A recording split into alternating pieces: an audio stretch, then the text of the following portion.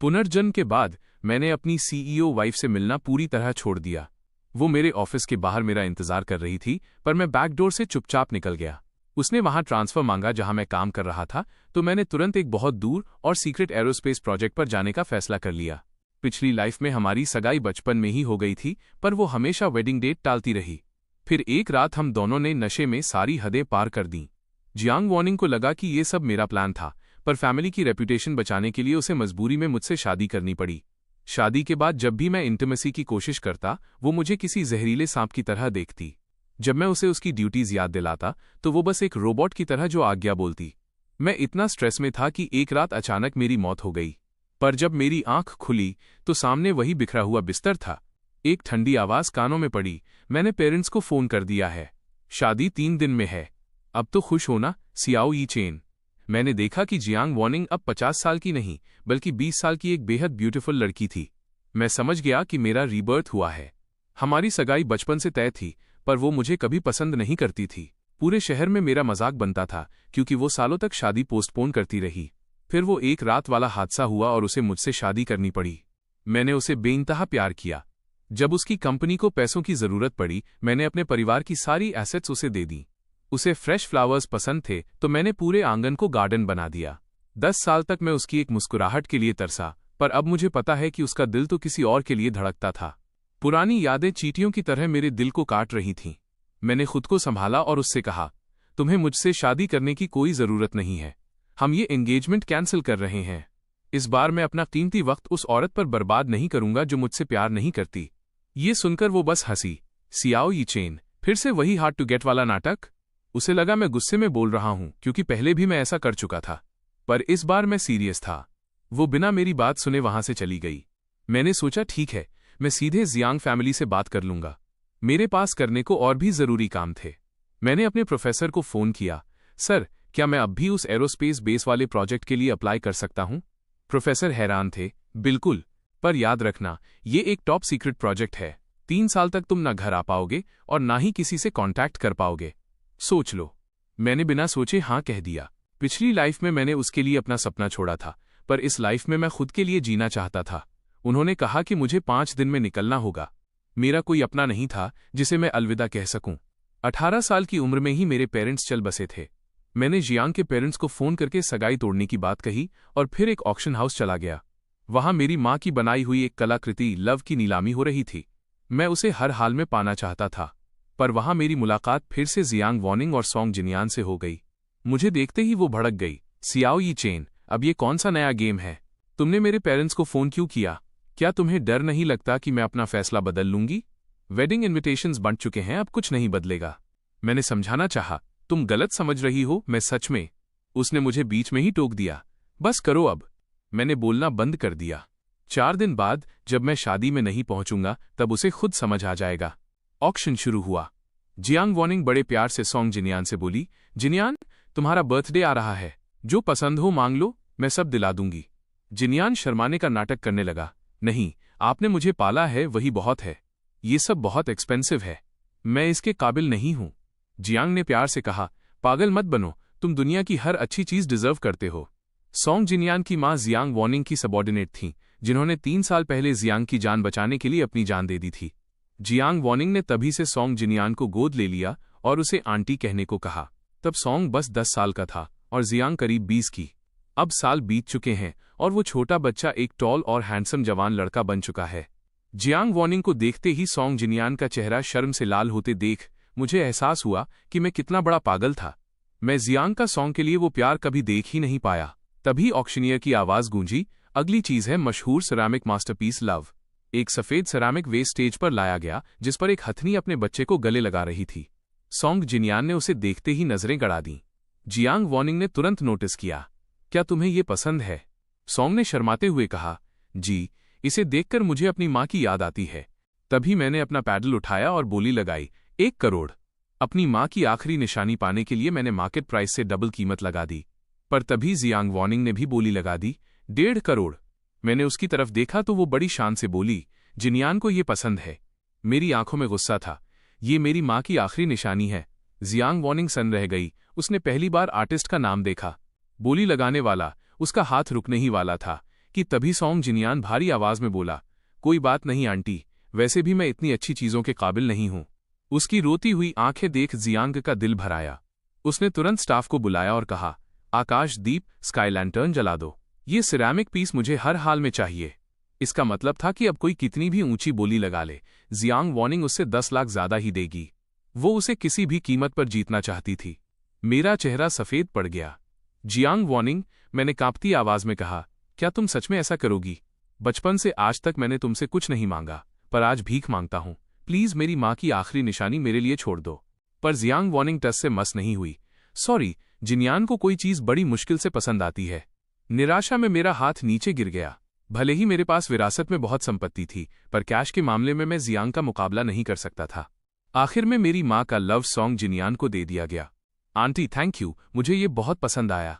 Song जिनियान ने उसे खुशी खुशी लिया, पर तभी अचानक उसके हाथ से वेस छूट गया। कांच टूटने की आवाज के साथ मेरी मां की आखिरी निशानी मिट्टी में मिल गई। मैं उन टुकड़ों को समेटकर घर ले आया और उन्हें जोड़ने की कोशिश करने लगा। तभी एक नौकर आया। यंग मास्टर, सॉन्ग जिनियान बाहर विला के गेट पर घुटनों के बल बैठा है। वो आपसे माफी मांगना चाहता है और कह रहा है कि जब तक आप खुद आकर उसे माफ नहीं करेंगे वो खड़ा नहीं होगा। मैंने सिर उठाए बिना कहा, मैं उससे नहीं मिलूंगा। थोड़ी देर बाद तेज बारिश शुरू हो गई। जियांग वॉनिंग गुस्से में घर के अंदर आई। सियाओ यी चेन, क्या तुम कुछ ज्यादा नहीं कर रहे? उसकी आंखों में आग थी। जिनियान 1 घंटे से बाहर घुटनों के बल बैठा है, क्या उसे माफ करना इतना मुश्किल है? मेरे हाथ रुक गए। वो अपनी मर्जी से वहां बैठा है। उसने मेरी मां की आखिरी चीज तोड़ दी, तो मैं बाहर जाकर उसे सांत्वना क्यों दूं? जियांग वॉनिंग कुछ बोलती, उससे पहले उसका असिस्टेंट भागता हुआ आया। सीईओ जियांग, बुरा नैक हुआ। सॉन्ग जिनियान बेहोश हो गया है। जियांग का चेहरा उतर गया। उसने मुझे अभी भी टुकड़े जोड़ते देखा तो उसका गुस्सा फूट पड़ा। उसने हाथ मारकर सारे टुकड़े फिर से नीचे गिरा दिए। सियाओ यी चेन, तुम बहुत पत्थर दिल हो। इतना कहकर वो बारिश में सॉन्ग की मदद के लिए बाहर भाग गई। मैंने जमीन पर पड़े उन टुकड़ों को देखा जो अब पूरी तरह चकनाचूर हो चुके थे। क्या मैं पत्थर दिल हूं? सालों तक मैं उसके पीछे भागता रहा कि वो मुझे एक बार देख ले, पर बदले में क्या मिला? पिछली लाइफ में दर्दनाक मौत और इस लाइफ में ये बेरुखी। पत्थर दिल असल में कौन है? मैंने एक एक टुकड़ा उठाया और फैसला कर लिया। जियांग वॉनिंग, अब मैं तुमसे बिल्कुल प्यार नहीं करना चाहता।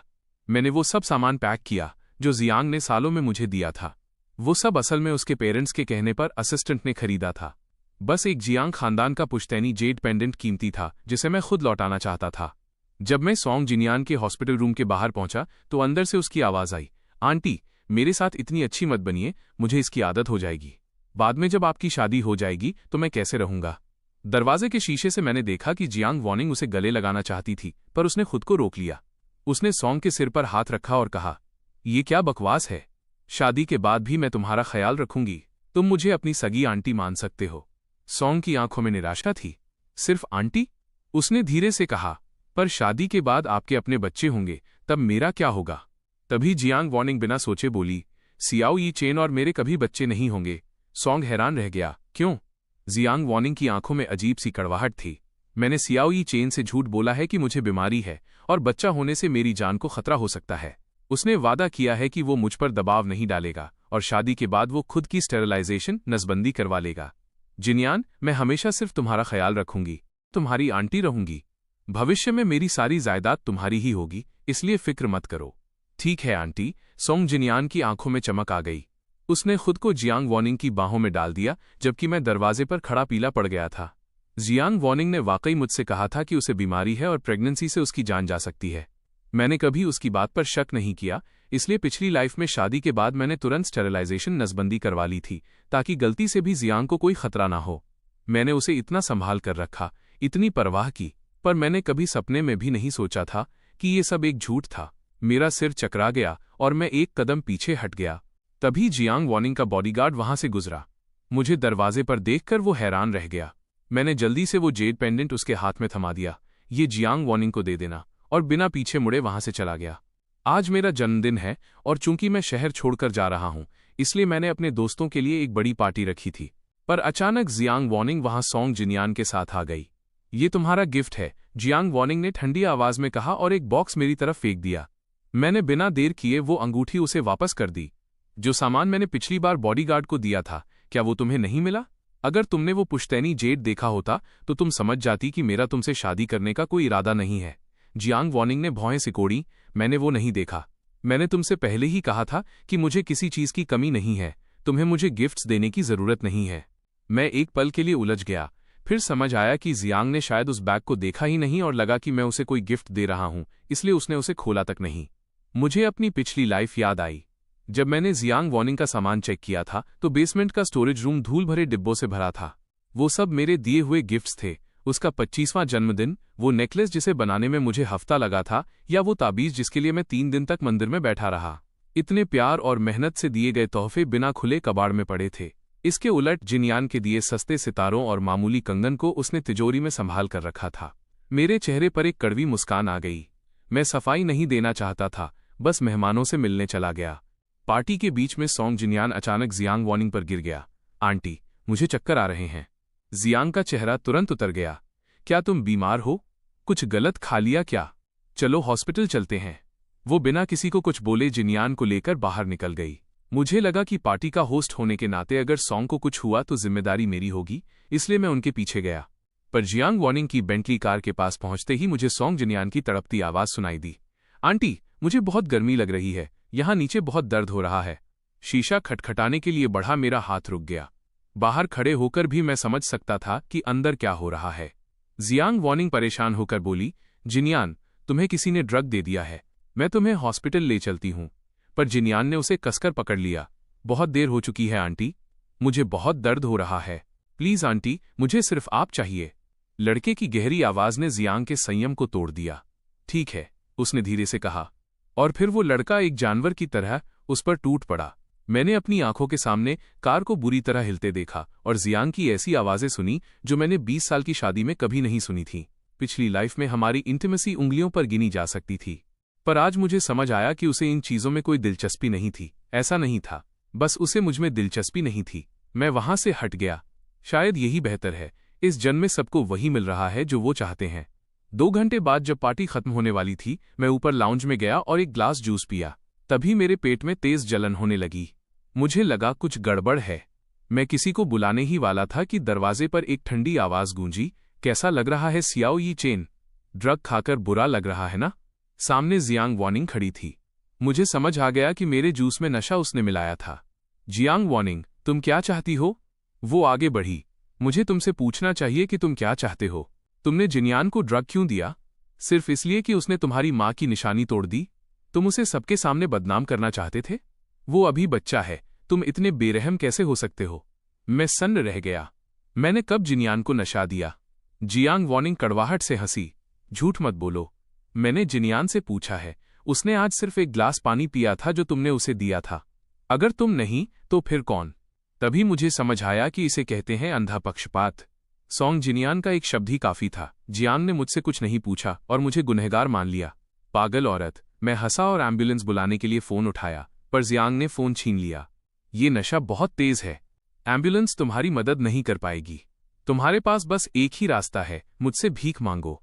किस बात की भीख? इस नशे से छुटकारा दिलाने के लिए, जियांग वॉनिंग ने मुस्कुराते हुए कहा। पर मेरी एक शर्त है, तुम्हें घुटनों के बल बैठकर जिनयान से माफी मांगनी होगी, तभी मैं तुम्हारी मदद करूंगी। मैं उसे देखता रह गया। अभी कार में सोंग जिनयान के साथ मजे करके आई थी और अब मुझे नशे की हालत में घुटनों पर बैठने को कह रही थी। उस पल मुझे अपने जीवन की सबसे बड़ी घिन महसूस हुई। जियांग वॉनिंग मेरे और करीब आई। सियाओ यी चेन, अब ये किस बात का नाटक है? क्या तुम यही नहीं चाहते थे? उसने ठंडी आवाज में कहा। तुमने पहले भी मुझे शादी के लिए मजबूर करने के लिए ऐसी ही चालें चली थीं। अब मैं बस तुम्हें तुम्हारे पापों की माफी मंगवा रही हूं। इसमें गलत क्या है? अब मैं और बर्दाश्त नहीं कर पाया। मैंने उसे झटके से पीछे धकेला, मेज पर रखी कैंची उठाई और सपाट लहजे में बोला, मुझे घुटनों पर झुकाना और सोंग जिनयान से माफी मंगवाना?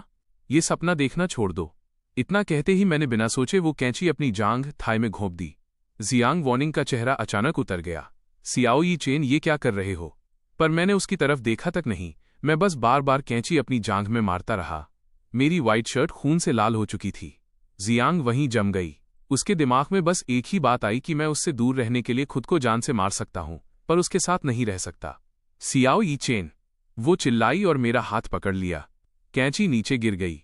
दर्द इतना भयानक था कि मेरा धुंधला पड़ा दिमाग थोड़ा साफ हुआ। तभी नीचे से तालियों की आवाज आई। सब लोग मेरा इंतजार कर रहे थे कि बर्थडे बॉय आकर कुछ बोले। मैंने उस जानलेवा दर्द को सहा, जियांग को साइड किया और नीचे चला गया। मुझे खून से लथपथ देखकर सबकी सांसें रुक गईं, पर मेरे चेहरे पर कोई शिकन नहीं थी। मैंने अपना ग्लास उठाया, सबकी तरफ देखकर मुस्कुराया और कहा, हैप्पी बर्थडे टू मी, एक सुनहरे भविष्य के लिए। इतना कहकर मैं चीख पुकार के बीच बेहोश हो गया। जियांग वॉनिंग मुझे पकड़ने के लिए दौड़ी। मैं 1 दिन और 1 रात तक बेहोश रहा। हॉस्पिटल से डिस्चार्ज होकर जब मैं घर लौटा और अपना लगेज पैक करने लगा, तभी जियांग वॉनिंग सॉन्ग जिनियान के साथ वहां आ गई। मैंने उस ड्रगिंग वाले मामले की जांच की है। जियांग ने थोड़ा हिचकिचाते हुए कहा, किसी और ने गलती से उसे मिला दिया था, तुम्हारा इसमें कोई हाथ नहीं था। मैंने कोई रिएक्शन नहीं दिया। पास खड़ा सॉन्ग जिनियान फिर रोने लगा। अंकल, मैंने बस कुछ बकवास कह दी थी, जिसकी वजह से आंटी ने आपको गलत समझ लिया। मैंने आपके और आंटी के लिए खुद वेडिंग सूट डिजाइन किया है, इसे मेरा बर्थडे गिफ्ट समझिए। मैंने उन कपड़ों की तरफ देखा और पिछली लाइफ की यादें ताज़ा हो गईं। मैं कड़वाहट से हंसा, क्या तुम कपड़े डिजाइन करते वक्त साइज चेक नहीं करते? मैं इस सूट में फिट कैसे आऊंगा? पिछली लाइफ में भी सॉन्ग जिनियान मेरे लिए खुद का डिजाइन किया हुआ सूट लाया था। जियांग ने मेरा पसंद किया हुआ कस्टम सूट रिजेक्ट कर दिया और मुझे वही छोटा और टाइट सूट पहनने को मजबूर किया। शादी से 2 दिन पहले मैंने पानी तक नहीं पिया था और शादी के वक्त बेहोश हो गया था, पर इस लाइफ में मैं इतना बेवकूफ नहीं बनूंगा। मेरी बात सुनकर सॉन्ग का चेहरा सफेद पड़ गया। आई एम सॉरी, मैं सूट डिजाइन करते वक्त ये सोच रहा था कि अगर मैं दूल्हा होता तो, इसलिए गलती से। जियांग वॉनिंग ने उसे हैरानी से देखा। सॉन्ग ने घबराकर अपना मुंह ढक लिया, जैसे उसकी जबान फिसल गई हो। माहौल अजीब हो गया। तभी मैं हंसा, अगर ऐसी बात है तो ये सूट तुम ही पहन लो। जियांग वॉनिंग भड़क गई, क्या बकवास कर रहे हो? मैं जिनियान की आंटी हूं। मैं मुस्कुराया, देखा गुनहगार लोग कितनी जल्दी भड़क जाते हैं। चलो फिर कोई और पहन लेगा। मुझे उन्हें एक्सपोज करने में कोई दिलचस्पी नहीं थी। मैंने बस साफ कह दिया, जो भी हो मैं ये नहीं पहनूंगा।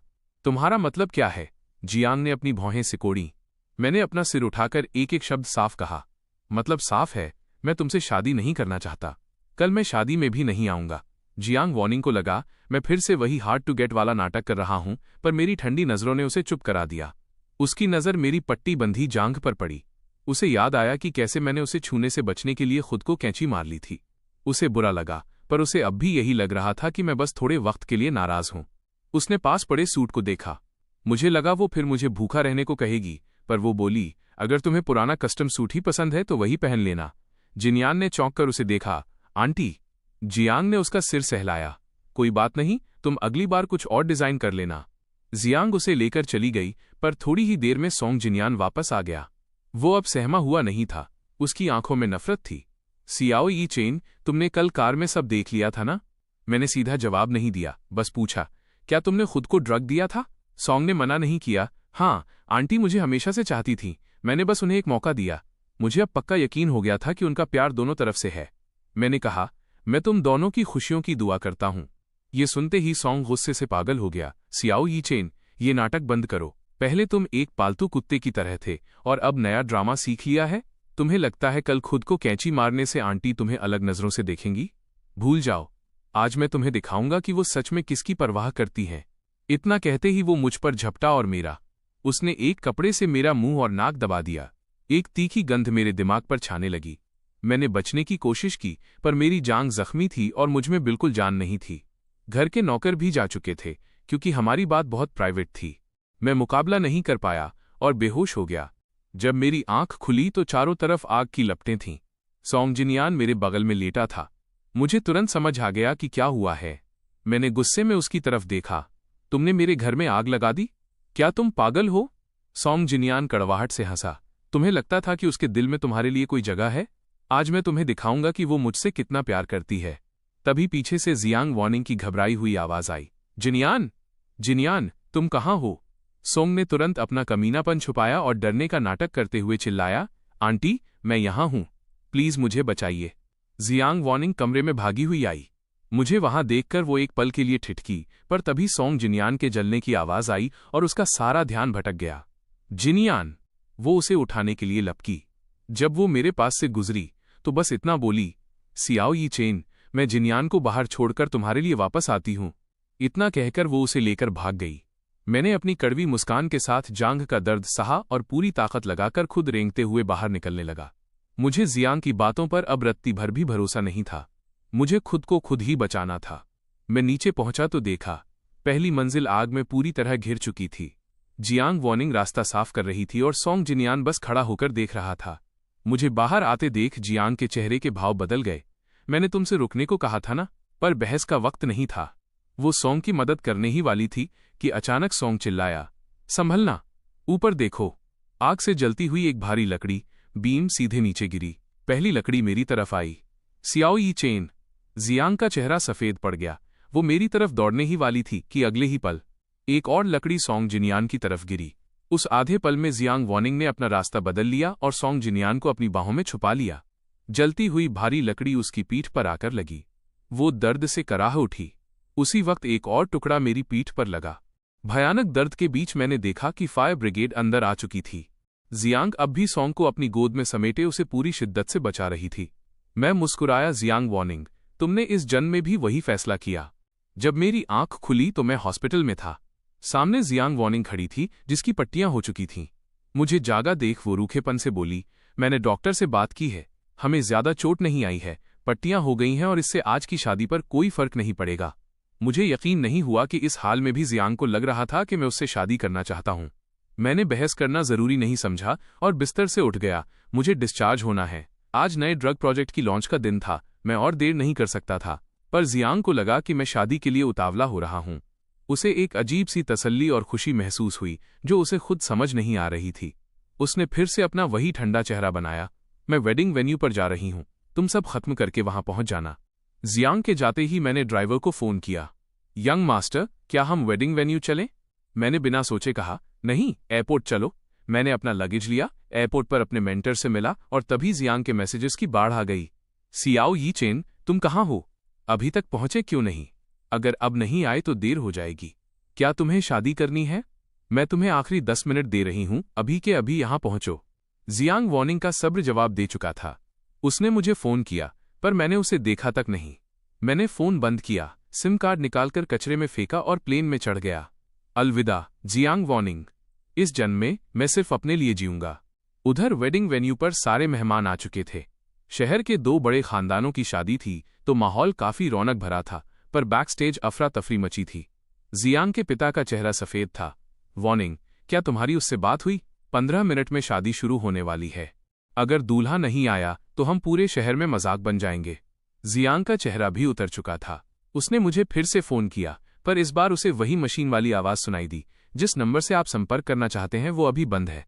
जियांग ने फोन मेज पर दे मारा। आखिर ये सियाओ यी चेन कर क्या रहा है? क्या वो इसी शादी का इंतजार नहीं कर रहा था? क्या उसने मुझसे शादी के लिए चालें नहीं चली थीं? उसका तो बचपन का सपना था मेरा दूल्हा बनना, फिर आज वो कहाँ गायब हो गया? तभी जियांग की माँ हॉस्पिटल से फोन करके लौटी। मैंने पता किया है वो डिस्चार्ज हो चुका है पर यहाँ नहीं आया। क्या वो सच में अब शादी नहीं करना चाहता? जियांग की माँ रोने जैसी हो गई। उसने पहले भी सगाई तोड़ने की बात की थी। मुझे लगा वो गुस्से में कह रहा है, पर अब समझ आ रहा है कि तुमने उसके साथ इतना बुरा सलूक किया कि वो टूट चुका है। मैं उसकी माँ को क्या जवाब दूंगी? जियांग की माँ और मेरी माँ पक्की सहेलियां थीं। मेरी माँ के जाने के बाद जियांग की माँ मुझे अपना बेटा ही मानती थीं। जियांग वॉर्निंग चिल्लाई, वो मुझसे शादी क्यों नहीं करना चाहेगा? पर अगले ही पल उसे वो ड्रगिंग वाली रात याद आई। इतना भारी नशा होने के बावजूद मैंने उसे छूने के बजाय खुद को जख्मी करना बेहतर समझा था। ये सोचकर जियांग के दिल में एक खालीपन सा महसूस हुआ। उसे एक अनजानी घबराहट होने लगी। मैं उसे ढूंढने उसके घर जाती हूँ, पर उसके पिता चिल्लाए, सियाओ विला तो जलकर खाक हो चुका है, अब उसे कहाँ ढूंढोगी? जियांग वॉर्निंग के कदम वहीं रुक गए। सही बात है, वो लगभग भूल ही गई थी कि कल सियाओ विला में भीषण आग लगी थी और सब कुछ जलकर राख हो गया था। क्या ऐसा इसलिए था क्योंकि कल आग के दौरान उसने सबसे पहले सोंग जिनियान को बचाया था? यह सोचकर मेरा गुस्सा और बढ़ गया। जियांग वॉर्निंग को और भी चिड़चिड़ाहट महसूस हुई। वो मुझे कहीं और ढूंढने ही वाली थी कि तभी शादी का स्टाफ दौड़ता हुआ आया। दूल्हा आ गया है। जियांग वॉर्निंग पहले तो ठिठकी, फिर उसने चैन की सांस ली। उसे पता था कि मैं उसे इतना पसंद करता हूं कि शादी में न आने का सवाल ही नहीं उठता। उसे लगा मैं फिर से हार्ड टू गेट खेल रहा था। ये सोचकर उसे थोड़ा गुस्सा भी आया और उसने मुझे मेरी नासमझी के लिए डांटने की तैयारी कर ली। पर जैसे ही उसकी नजर आने वाले शख्स पर पड़ी वो पत्थर बन गई। जिनियान, तुम यहां क्या कर रहे हो? उस लड़के के कपड़े देखकर उसे और भी गहरा सदमा लगा। तुमने ये क्या पहन रखा है? स्टाफ के साथ जो दूल्हा अंदर आया था वो मैं नहीं बल्कि सोंग जिनियान था। उसने वही सूट पहन रखा था जो उसने खुद डिजाइन किया था। जियांग का सवाल सुनकर वो शर्माया, सिर झुकाया और बोला, आंटी, मुझे खबर मिली कि सियाओ यी चेन अब तक नहीं आए हैं। शादी में इतने मेहमान आए हैं, अगर दूल्हा नहीं दिखा तो पूरे शहर में जियांग खानदान की बदनामी होगी। इसीलिए मैं ये सूट पहनकर आ गया। मैंने सोचा अगर वो नहीं आते तो मुझे दूल्हा बनने दीजिए, मैं आपसे शादी करूंगा। इतना कहकर उसने झटके से सिर उठाया। उसकी आंखों में ऐसी चमक थी जैसे उसने अपनी पूरी हिम्मत जुटा ली हो। जियांग वॉनिंग सन्न खड़ी थी, पर उसके बगल में खड़ी जियांग की मां ने एक शब्द भी नहीं कहा। वो आगे बढ़ी और सोंग जिनियान के चेहरे पर एक जोरदार तमाचा जड़ दिया। तुम जैसा आवारा हमारी वॉनिंग से शादी करना चाहता है? सपने देखना छोड़ दो। जियांग वॉनिंग को होश आया और उसने तुरंत सोंग जिनियान को अपने पीछे छुपा लिया और गुस्से में अपनी मां की ओर देखा। मम्मी, आप ये क्या कर रही हैं? उसकी मां कड़वाहट से हंसी। जियांग वॉनिंग, मेरे सामने नाटक बंद करो। तुमने क्या कहा था? सोंग जिनियान तुम्हारा गोद लिया हुआ बच्चा है, पर जिसकी भी आंखें हैं वो देख सकता है कि तुम दोनों के बीच कुछ तो काला है। मुझे सच बताओ, क्या इसी लड़के की वजह से ये चेन सगाई तोड़ना चाहता है? जियांग वॉनिंग की पुतलियां सिकुड़ गईं। इससे पहले कि वो कुछ बोलती, सोंग जिनियान फूट फूट कर रोने लगा। मिसेस जियांग, अगर आपको किसी को कसूरवार ठहराना है तो मुझे ठहराइए। मुझे आंटी से प्यार हो गया था, मैं खुद पर काबू नहीं रख पाया। मैंने ही आंटी से हाथ जोड़े थे कि वो मेरे करीब आएं। ये सब मेरी गलती है, इसमें आंटी का कोई हाथ नहीं है। उसकी मां को लगभग चक्कर आ गया। तुम दोनों साथ सो भी चुके हो? मैं तुम्हें जान से मार दूंगी, तुम बेशर्म जोड़े।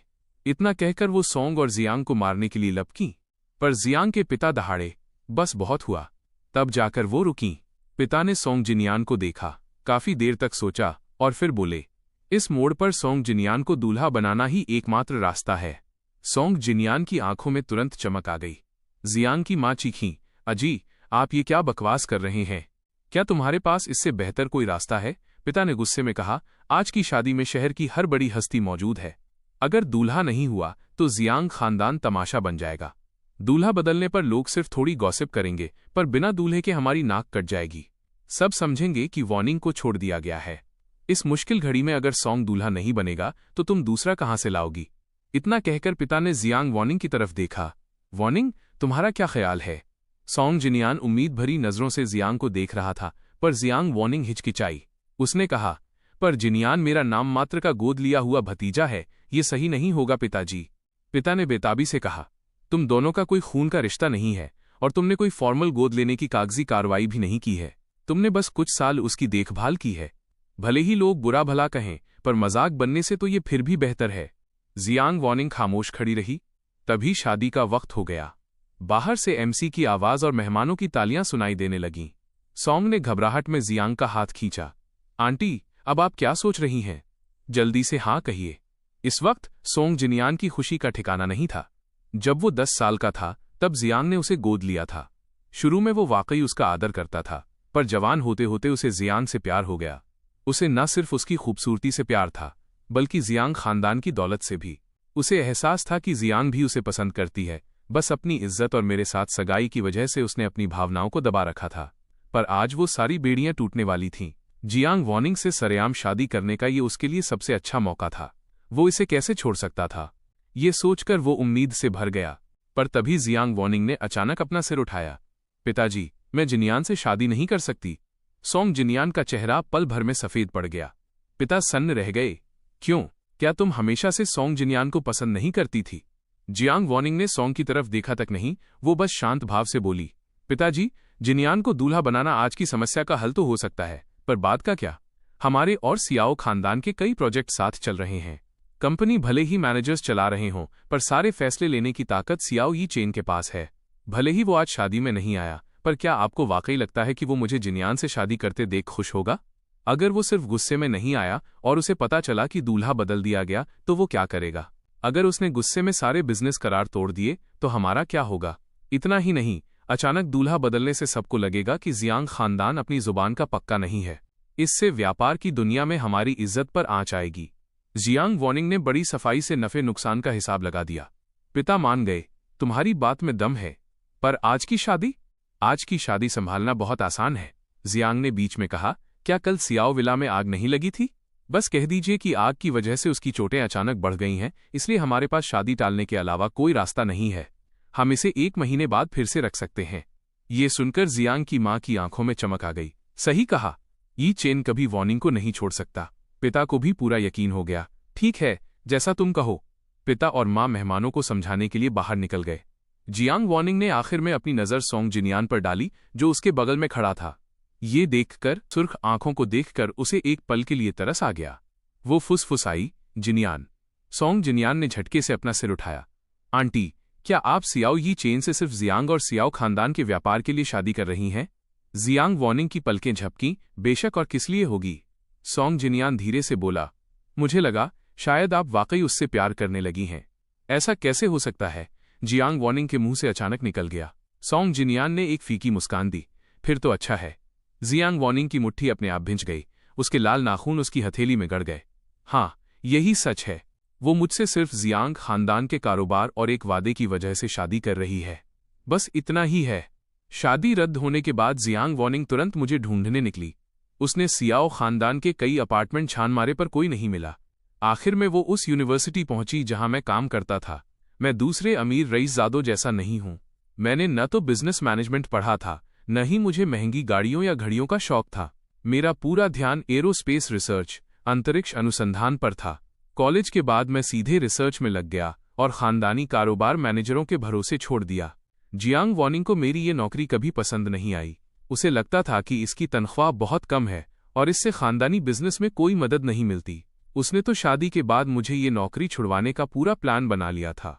यूनिवर्सिटी पहुंचकर उसने मेरे प्रोफेसर से बेरुखी से पूछा कि क्या उन्होंने मुझे देखा है। प्रोफेसर हैरान रह गए। ये चेन तो जा चुका है, क्या तुम्हें नहीं पता? जियांग वार्निंग सन रह गई। कहाँ गया? वो एक एरोस्पेस रिसर्च प्रोजेक्ट में शामिल होने गया है। आज सुबह ही रवाना हुआ।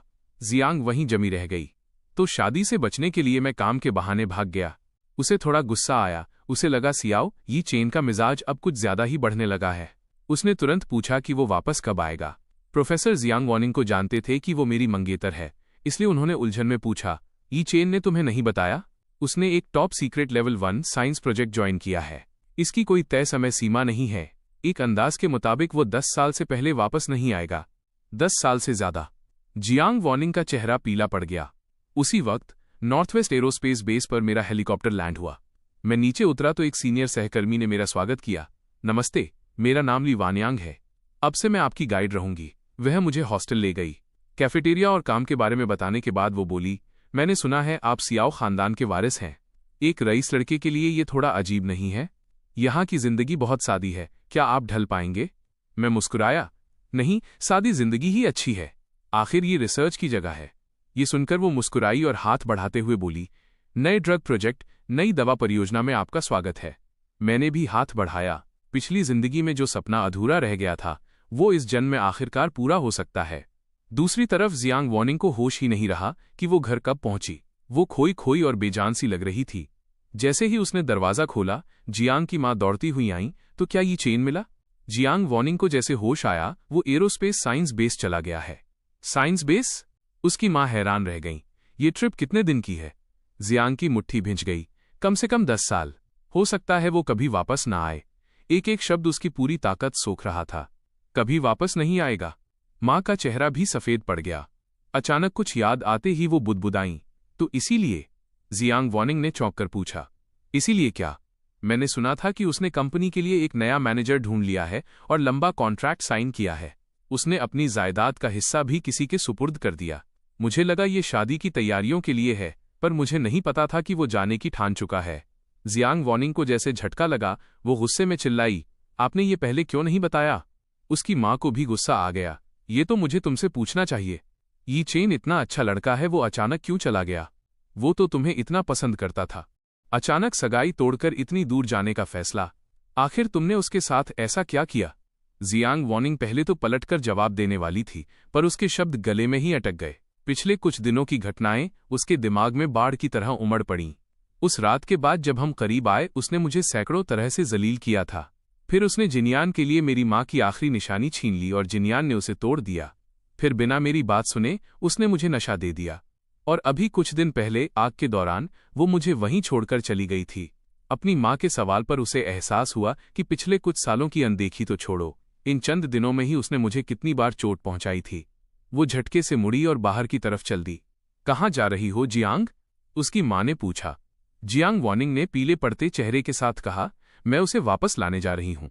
वो फिर से यूनिवर्सिटी पहुंची और मेरे प्रोफेसर से सीधे शब्दों में कहा, प्रोफेसर चेन, मुझे यी चेन के रिसर्च इंस्टीट्यूट का कॉन्टैक्ट नंबर चाहिए। मैं उसे वापस लाना चाहती हूँ। ये सुनकर प्रोफेसर चेन का मुंह खुला का खुला रह गया। बेटा, कहीं तुम गलत फहमी में तो नहीं हो? उनका प्रोजेक्ट देश का सबसे बड़ा और अहम प्रोजेक्ट है, ये कोई खेल नहीं है। हर रिसर्चर को बड़ी सावधानी से चुना जाता है। एक बार शामिल होने के बाद कोई अपनी मर्जी से ऐसे ही नहीं छोड़ सकता। जियांग वॉनिंग, जो आमतौर पर बहुत शांत रहती थी, अब बुरी तरह झल्लाई हुई थी। उसकी आवाज में घबराहट थी। प्रोफेसर चेन, आप मेरी बात नहीं समझ रहे। वो वाकई वहां नहीं जाना चाहता। 2 दिन पहले हमारा झगड़ा हुआ था। उसने बस गुस्से में आकर ये कदम उठाया है।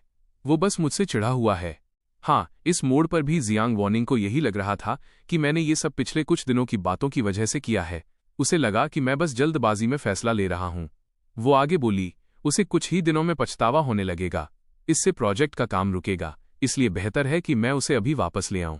ये सुनकर प्रोफेसर चेन फिर से हैरान रह गए। क्या तुम वाकई गलतफहमी में हो? यी चेन का इस प्रोजेक्ट में शामिल होना पिछले 2 दिनों का फैसला नहीं था। जियांग वॉनिंग अब सन्न रह गई। जब वो रिसर्च इंस्टीट्यूट से बाहर निकली तो वो सुध बुध खो चुकी थी। प्रोफेसर चेन के शब्द उसके कानों में गूंज रहे थे। यी चेन ने हमें पिछले हफ्ते ही फोन किया था और कहा था कि वो इस प्रोजेक्ट से जुड़ना चाहते थे। उनकी आवाज में एक अलग ही दृढ़ता थी। हमने कई बार उनसे कन्फर्म किया, इसलिए ये बिल्कुल भी जल्दबाजी में लिया गया फैसला नहीं था। जियांग वॉनिंग के कदम वहीं रुक गए। पिछला हफ्ता ये वही वक्त था जब उसने शादी का प्रस्ताव रखा था। ये सच है, मैंने तब सगाई तोड़ने की बात कही थी, पर उसे लगा था कि मैं सिर्फ गुस्से में कह रहा हूं। उसे अंदाजा नहीं था कि मैं वाकई गंभीर था। एक तरफ सगाई तोड़ना और दूसरी तरफ रिसर्च इंस्टीट्यूट से संपर्क कर जाने की तैयारी करना। पर क्यों? तब तो नीलामी वाली बात भी नहीं हुई थी, न ही नशा देने वाली घटना और न ही आग लगी थी। मैं जाने के लिए इतना उतावला क्यों था? जियांग वॉनिंग को कुछ समझ नहीं आ रहा था।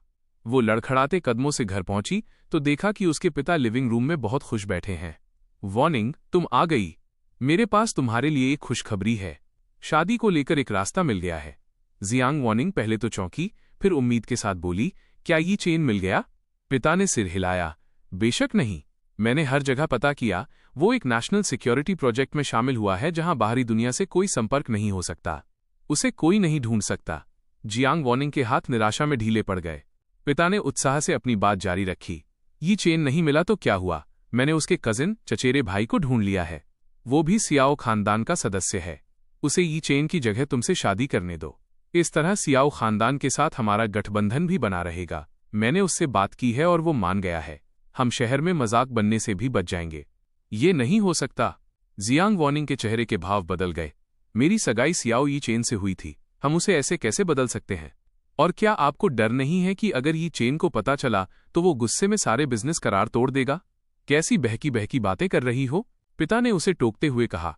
यी चेन इतने लंबे प्रोजेक्ट पर गया है, इसका मतलब साफ है कि वो सगाई तोड़ना चाहता है। उसने वाकई तुम्हें छोड़ दिया है। जब वो यहां है ही नहीं तो उसे क्या फर्क पड़ेगा कि हमने किसके साथ गठबंधन किया है? इतना ही नहीं, वो 10-20 साल तक वापस नहीं आएगा। सियाओ कंपनी मैनेजरों के हाथ में है, वो अचानक आकर दखल नहीं दे पाएगा। कुल मिलाकर शादी के वक्त तुमने जो चिंताएं जताई थीं वो अब खत्म हो चुकी हैं।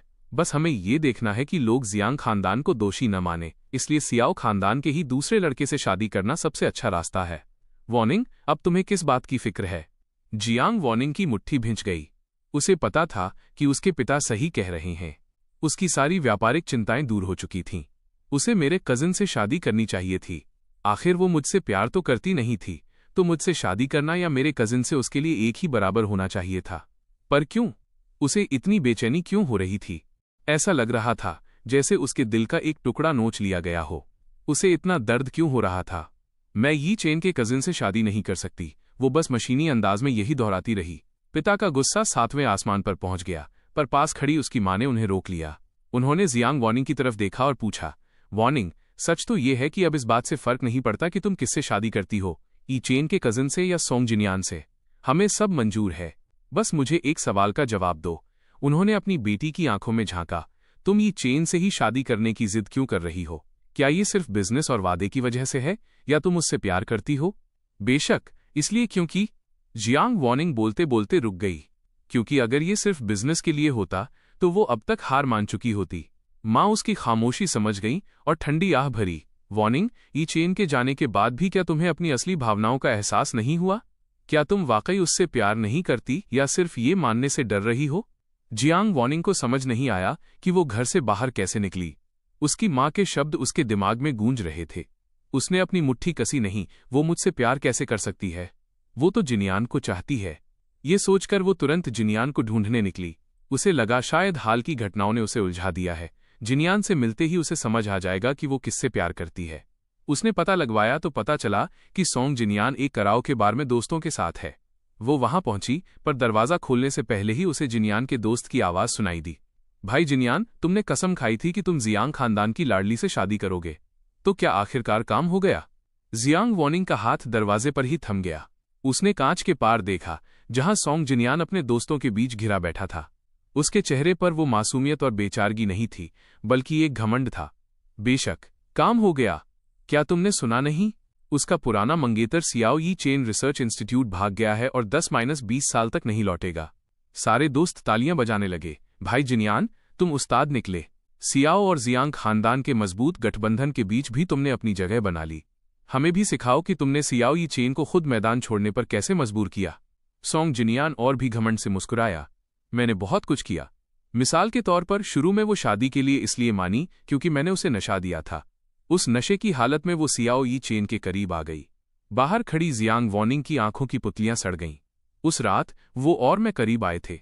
मैंने हमेशा यही कहा कि हम दोनों नशे में थे, पर जियांग को पता था कि सिर्फ शराब से ऐसा नहीं होता। उसे लगा था कि मैंने उसे शादी के लिए मजबूर करने के लिए नशा दिया था, पर उसे सिर्फ आधा सच पता था। उसे नशा दिया गया था, पर मैंने नहीं, बल्कि सोंग जिनियान ने दिया था। पर जिनियान ने ऐसा क्यों किया? न सिर्फ जियांग वॉनिंग बल्कि उसके दोस्त भी नहीं समझ पाए। भाई, समझ नहीं आया। तुम तो उसे सियाओ यी चेन से शादी करने के लिए मजबूर कर रहे थे। तुमने ऐसा क्यों किया? सोंग जिनियान कमीनी हंसी हंसा। तुम लोग नहीं समझोगे। जियांग और सियाओ खानदान का बिजनेस गठबंधन बहुत मजबूत है। ये शादी तो होकर ही रहती। अगर वो अभी नहीं करती तो बाद में उसे करनी ही पड़ती। चूंकि ऐसी बात है तो क्यों ना मैं इस मौके का फायदा उठाकर उसे यही यकीन दिला दूं कि सियाओ यी चेन ने ही उसके खिलाफ चाल चली थी, ताकि वो उससे पूरी तरह नफरत करने लगे। दरवाजे पर खड़ी जियांग वॉनिंग को अपने कानों पर यकीन नहीं हुआ। क्या ये वही मासूम और प्यारा जिनियान है? कराओ के रूम के अंदर सोंग जिनियान के दोस्त चिल्ला रहे थे, भाई तुम तो छा गए। सोंग जिनियान और भी घमंड से हंसा। ये तो बस शुरुआत थी। फिर नीलामी में मैंने जानबूझकर सियाओ यी चेन की मां की आखिरी निशानी मांगी, ताकि जियांग वॉनिंग उसे खरीदने के लिए करोड़ों खर्च कर दे। फिर मैंने उसे जानबूझकर तोड़ दिया।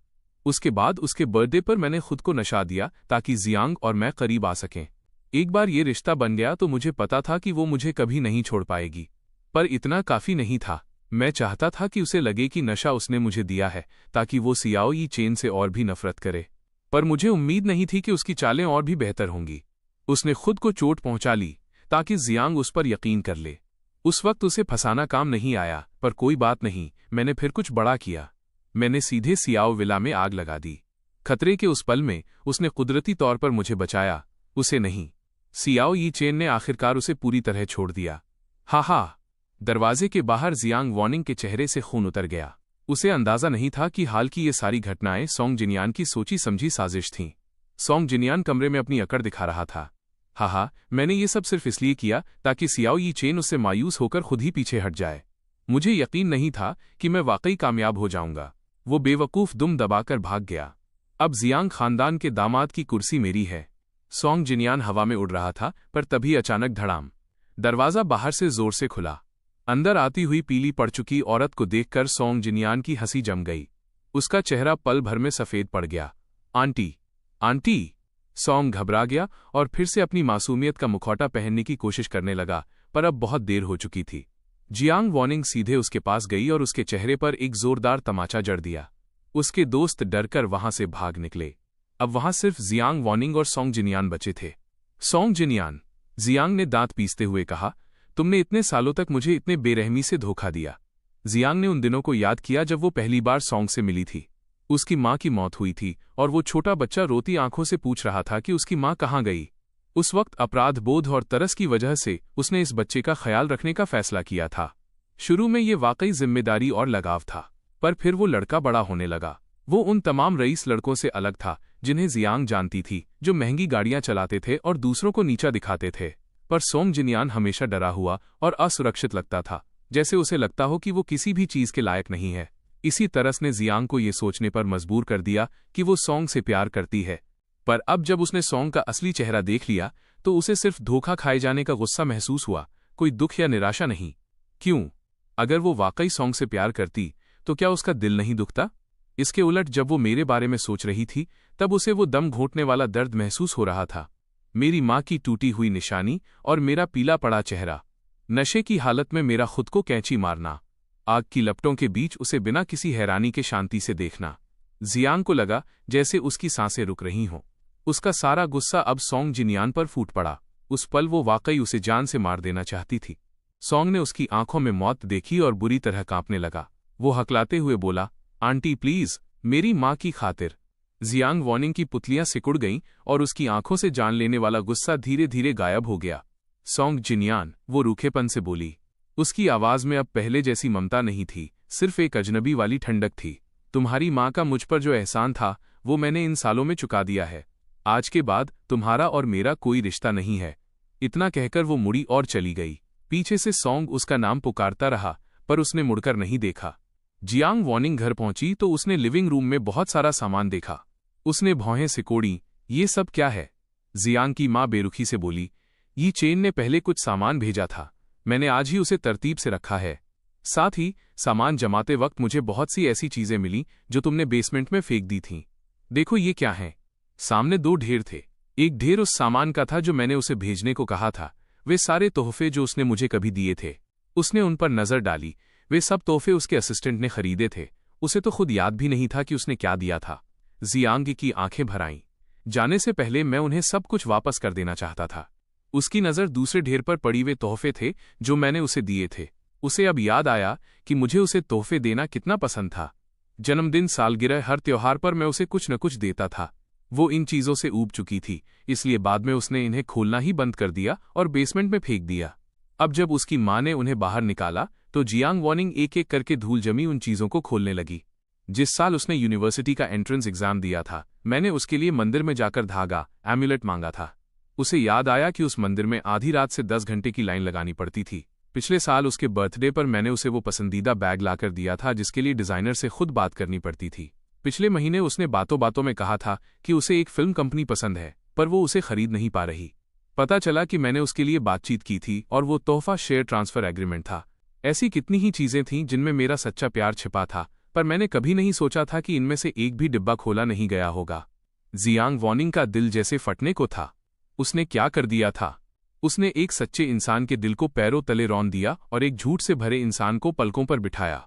वो कांप रही थी, तभी उसकी नजर सबसे आखिरी तोहफे पर पड़ी। उसकी आंखें अचानक चमक उठीं। उसे याद आया कि ये आखिरी तोहफा मैंने उसे बस कुछ ही समय पहले दिया था। 2 दिन पहले ही तो दिया था। अगर मैं वाकई उसे पहले ही छोड़ देना चाहता तो मैं उसे तोहफा ही क्यों देता? इस पल जियांग वॉनिंग को लगा जैसे उसके हाथ में आखिरी उम्मीद की किरण आ गई हो। वो उस तोहफे को खोलने के लिए तड़प उठी, पर जैसे ही उसने अंदर की चीज देखी वो पत्थर बन गई। वह जियांग खानदान का पुश्तैनी जेड पेंडेंट नगीना था। तो मैंने जो उसे दिया था वो कोई तोहफा नहीं था, बल्कि मैं उसकी सगाई की निशानी उसे वापस लौटाना चाहता था। मैं वाकई उससे पूरी तरह रिश्ता तोड़ देना चाहता था। जियांग वॉनिंग के दिल की आखिरी उम्मीद भी चकनाचूर हो गई। वो आखिर इसे बर्दाश्त नहीं कर पाई और उसकी आंखों के आगे अंधेरा छा गया। वॉनिंग को तेज बुखार आ गया। डॉक्टर ने कहा कि बहुत ज्यादा सदमे और भावनाओं के उफान की वजह से उसकी तबीयत इतनी बिगड़ गई है। वो 3 दिन और 3 रात बीमार रही और उसे होश नहीं आया। बेहोशी में वो बार बार नाम बड़बड़ाती रहती, कभी सॉन्ग जिनियान तो कभी मेरा। उसके माता पिता बेहद चिंतित थे। 3 दिन बाद जियांग वॉनिंग को आखिरकार होश आया।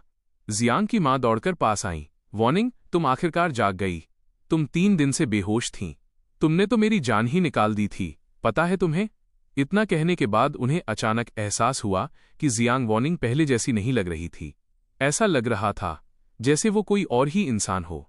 माँ डर गईं और उनकी आवाज कांपने लगी। वॉनिंग, मुझे डराओ मत, क्या तुम ठीक हो? तब जाकर जियांग वॉनिंग को होश आया। उसके चेहरे के भाव तो वही थे जिन्हें उसकी माँ जानती थी, पर उसकी नजरों में एक अजीब सी गहराई थी। मम्मी, मैंने एक सपना देखा, वो धीरे से बोली। उस सपने में यी चेन ने मुझसे शादी की थी, पर मैंने उसे धोखा दिया। ये सुनकर जियांग की माँ की आंखें फिर भर आईं। बेटा, तुम्हें क्या हो गया है? वह सुबकते हुए बोली, यी चेन तुम्हें तब इतना पसंद करता था, पर तुमने उसकी कद्र नहीं की। अब जब वो चला गया है तो तुम दिन रात उसी के सपने देख रही हो। पर तुम चाहे जितने सपने देख लो वो वापस नहीं आ सकता। जियांग वॉनिंग ने भौहें सिकोड़ी। उसे अच्छे से पता था कि वो सपना सिर्फ मेरी याद में नहीं आया था। वो सपना बहुत अजीब और बहुत असली था। ऐसा लग रहा था जैसे सब कुछ सच में घट चुका हो। सपने में भी मेरी और उसकी बचपन से सगाई हुई थी, पर सपने वाले मैंने कोई एरोस्पेस प्रोजेक्ट ज्वाइन नहीं किया था, बल्कि कायदे से उससे शादी की थी।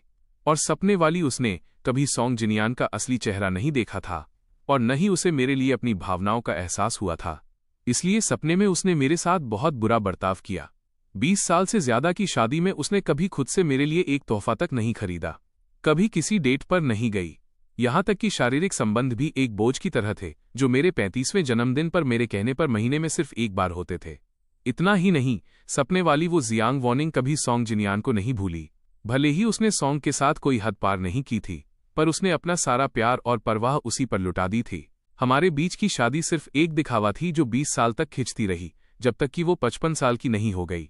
उस साल उसकी दवा बनाने वाली कंपनी में एक बड़ा हादसा हुआ। असल में ये हादसा सॉन्ग जिनियान की वजह से हुआ था। उस वक्त सॉन्ग जिनियान ने किसी और से शादी कर ली थी। उसकी पत्नी एक अमीर खानदान की लड़की थी।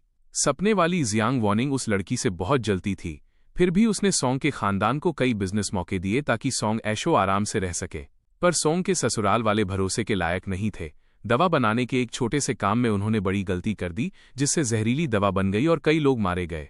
जियांग इन सब मामलों को सुलझाने में पागलपन की हद तक व्यस्त थी, और तभी आधी रात को सॉन्ग जिनियान का फोन आया।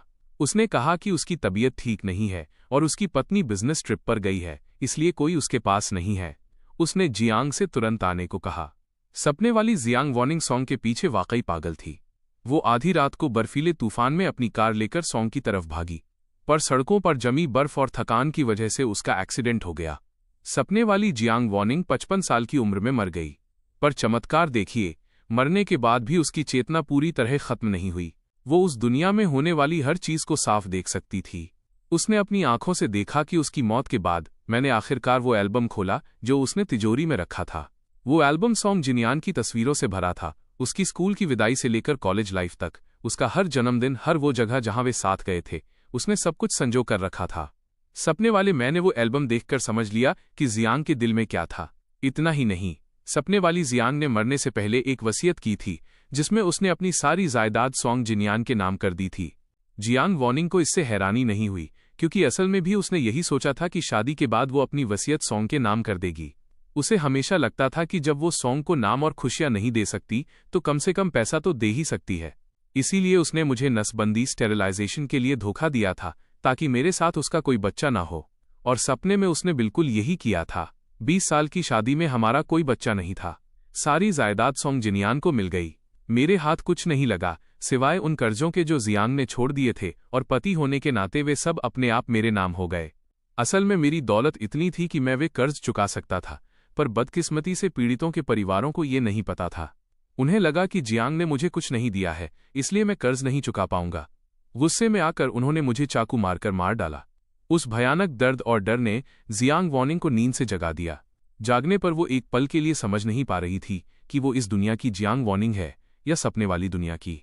उसके जज्बात बहुत उलझे हुए थे। होश आते ही वो पहले तो खुश हुई कि इस दुनिया का मैं अभी जिंदा हूं, उसकी वजह से किसी ने मुझे मारा नहीं है। पर अगले ही पल उसे याद आया कि भले ही मैं जिंदा हूं, पर मैं ऐसी जगह चला गया हूं जहां वो मुझे कभी ढूंढ नहीं पाएगी। उसे दम घोटने वाला दर्द महसूस हुआ। आखिर सपने में जो कुछ भी हुआ, कम से कम 20 साल तक तो मैं उसके पास था, पर अब उसने मुझे पूरी तरह खो दिया था। ये सोचकर उसका दिल बैठने लगा। हर सांस लेने में उसकी पूरी ताकत लग रही थी। उसे इस हालत में देखकर माँ डर गईं और उसे हिलाते हुए बोलीं, वॉर्निंग, आखिर तुम्हें हुआ क्या है? क्या कहीं दर्द हो रहा है? डॉक्टर को बुलाऊं? तब जाकर जियांग वॉर्निंग ने अपनी रोती हुई आंखों से अपनी माँ की तरफ देखा और भारी आवाज में कहा, मम्मी, लगता है मुझे वाकई सियाओ यी चेन से प्यार है। ये वाक्य कहते ही उसे लगा जैसे उसके दिल पर रखा पत्थर जमीन पर गिर गया हो। आखिरकार वो अपनी भावनाओं को स्वीकार करने और उनका सामना करने के लिए तैयार थी। ये सुनकर जियांग की माँ दंग रह गईं, पर फिर वो रोने लगीं। हाँ, मैं ये बहुत पहले से जानती थी। सब कहते हैं कि माँ से बेहतर बच्चे को कोई नहीं समझता। मैंने तो तब से देख लिया था जब तुम छोटी थी कि तुम्हारे दिल में ये चेन है, पर मुझे समझ नहीं आता था कि तुम इसे मानती क्यों नहीं। पर मैं जानती थी कि तुम उसे पसंद करती हो, इसीलिए मैंने इस शादी के लिए जोर दिया। वरना तुम्हें क्या लगता है एक माँ होने के नाते मैं अपनी बेटी को उसकी मर्जी के खिलाफ सिर्फ अपनी सहेली के वादे के लिए मजबूर करती? पर तुम पागल बच्ची, तुम्हारे दिल में वो था तो तुमने पहले क्यों नहीं माना? तुमने पहले उसके साथ अच्छा बर्ताव क्यों नहीं किया? तुमने क्यों उसका दिल इतना दुखाया कि वो राख जैसा दिल लेकर चला गया और अब तुम्हें एहसास हो रहा है? जियांग वॉनिंग वहीं जमी रह गई। हाँ, वो खुद को बहुत समझदार समझती थी। उसे लगता था कि बिजनेस की दुनिया में वो पलक झपकते ही दुश्मनों की चालें समझ लेती है। पर वो अपने खुद के दिल को क्यों नहीं समझ पाई? शायद सिर्फ थोड़े से विद्रोह, रिबेलियन की वजह से। वो और मैं बचपन से एक दूसरे को जानते थे। बचपन में वो मेरा बहुत ख्याल रखती थी। घर घर खेलते वक्त वो हमेशा मेरे साथ मम्मी पापा बनना चाहती थी। पर चीजें कब बदली? वो उसके हाई स्कूल का साल था। मेरी माँ का इंतकाल हो गया था। उसकी माँ ने अचानक कहा कि वो दोनों खानदानों के बीच सगाई करना चाहती हैं ताकि मैं उनके परिवार का हिस्सा बन जाऊं। और उसी वक्त जियांग वॉनिंग का अपनी यूनिवर्सिटी की पसंद को लेकर अपने मम्मी पापा से जबरदस्त झगड़ा हुआ था। उसके मम्मी पापा चाहते थे कि वो खानदानी बिजनेस संभालने के लिए फाइनेंशियल मैनेजमेंट पढ़े, पर उसका सपना फैशन डिजाइन का था। आखिरकार उसने हार मान ली और वही विषय चुना जो उसे पसंद नहीं था, पर उसके दिल में वो विद्रोह दबा रहा। और जब उसके मम्मी पापा ने उसकी सगाई तय की तो वो गुस्सा फूट पड़ा। उसे लगा कि उसके मम्मी पापा न सिर्फ उसकी पढ़ाई बल्कि उसकी शादी और भविष्य में भी दखल दे रहे हैं। उसी गुस्से में उसने मेरे साथ बुरा बर्ताव करना शुरू कर दिया। उसे लगा कि मेरे साथ बुरा व्यवहार करना उसके मम्मी पापा के खिलाफ एक तरह का विरोध है। और फिर जब वो यूनिवर्सिटी से ग्रेजुएट होने वाली थी तब वो सोंग जिनियान से मिली। सोंग जिनियान और मैं बिल्कुल अलग थे। मैं होशियार था, सोंग सीधा सादा था। मैं दरियादिल था, सोंग डरपोक था। मैं एक रईस और स्वाभिमानी लड़का था, सोंग एक अनाथ था जिसके पास कुछ नहीं था। इसी बड़े फर्क की वजह से जियांग वॉनिंग ने सोंग जिनियान पर ज्यादा ध्यान देना शुरू कर दिया। जैसे कि जितना बेहतर वो सोंग जिनियान के साथ पेश आती उतना ही वो ये साबित कर पाती कि मैं उसकी पसंद नहीं हूं। उसने मुझसे शादी सिर्फ इसलिए की थी क्योंकि उसके माता पिता ने उसे मजबूर किया था। उसे खुद एहसास नहीं था कि वो अनजाने में अपनी इस टेढ़ी सोच की कैदी बन चुकी थी और गलत फैसले ले रही थी। पर अब उसे समझ आ गया था कि सोंग जिनियान वैसा सीधा सादा नहीं था जैसा वो सोचती थी। पर अगर वो वैसा ही लड़का होता जैसा उसने सोचा था तब भी वो उससे वाकई प्यार नहीं करती थी। उसके मन में सोंग के लिए सिर्फ 30% तरस और 70% बगावत थी। असल में जिसे वो हमेशा से अपने दिल में चाहती थी वो मैं था। आखिर अब उसने खानदानी बिजनेस का लगभग सारा हिस्सा अपने हाथ में ले लिया था और वो कंपनी की असली मालिक बन चुकी थी। अगर वो वाकई मुझसे शादी नहीं करना चाहती होती तो वो अपने मम्मी पापा की बात पूरी तरह ठुकरा सकती थी। पर वो हमेशा इस शादी में उलझे रहने के लिए वादे को निभाने का बहाना बनाती रही। वो दरअसल मुझसे प्यार करती थी। पर अब जब उसने सब कुछ साफ साफ सोच लिया था तब तक बहुत देर हो चुकी थी।